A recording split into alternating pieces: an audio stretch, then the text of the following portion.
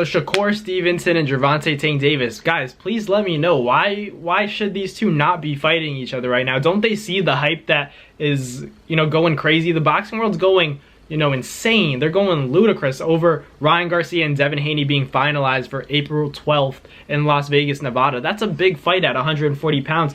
Ryan Garcia is a big name. Let's not forget, let's not slouch, let's not underestimate Ryan Garcia. We know that they fought in the amateurs. It's 3 apiece, and now this is game 7 for Ryan Garcia and Devin Haney. So this is a fight that I'm very excited to see. I'm just curious, like, is Devin Haney going to be able to handle Ryan Garcia's physical strength? Is Ryan going to be able to handle Devin's? Devin's obviously the superior boxer when it comes to IQ, but I'd argue that Ryan Garcia has the more devastating one-shot power.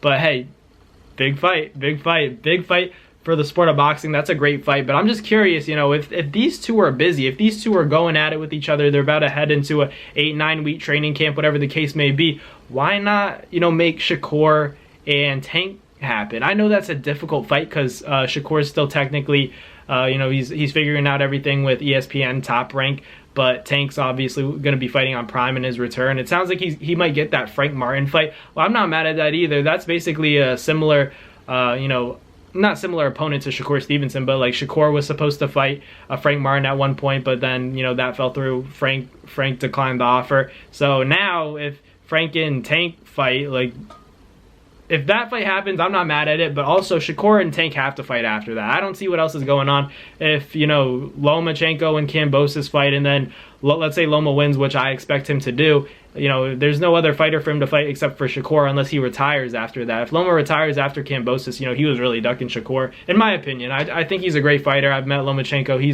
He's a very talented fighter. He's a great dude. He does what's right in the sport of boxing. He doesn't, you know, back down from anybody. He makes the big fights happen. But Shakur is one where I'm kind of shocked that he's not taking that fight because everyone's always talking about him.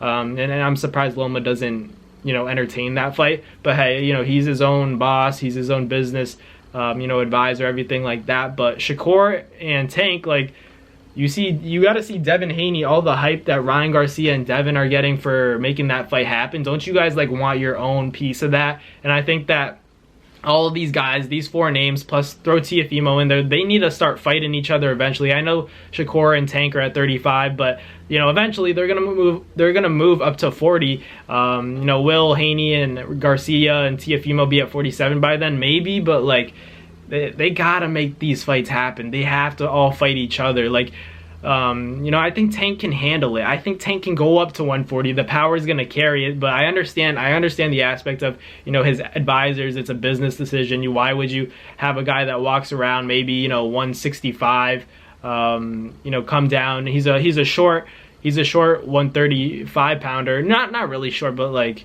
there are a lot of guys that are taller than him, and then at 140, he'd definitely be a short 140 pounder. So it's a little bit, you know, difficult. He has to be smart. I know that, but there's also so much history to the point where we need those kinds of fights to happen. So, like, Tank's gotta maybe just go up to 40, in my opinion. Like, at 35, who else are you going to fight? No one's going to give you credit. Like, at the end of the day, you're going to make millions of dollars, and you're going to put on good performances. You're going to knock out whoever they put in front of you. If you put Frank Martin in front of Tank, Tank's going to take care of him. But also, you know, in the process, people are going to say, you know, you're getting close to over the hill. You're approaching 30, and you haven't really fought the people we want you to see. You can't say that about Devin. You can't say that about Shakur, because Shakur is actually trying for these big fights.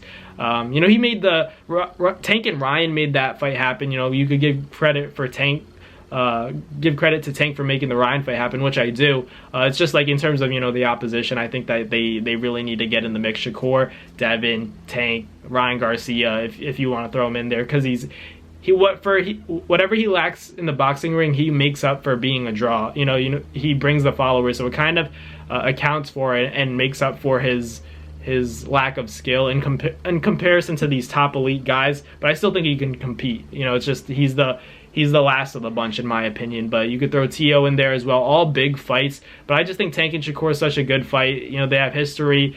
They've sparred before. Devin has sparred both these guys, and I think Shakur, obviously, we know that he's going to be the boxer, but we've also seen Tank evolve into a boxer and the type of fighter that has tightened up his defense very well within the last few outings that he's had.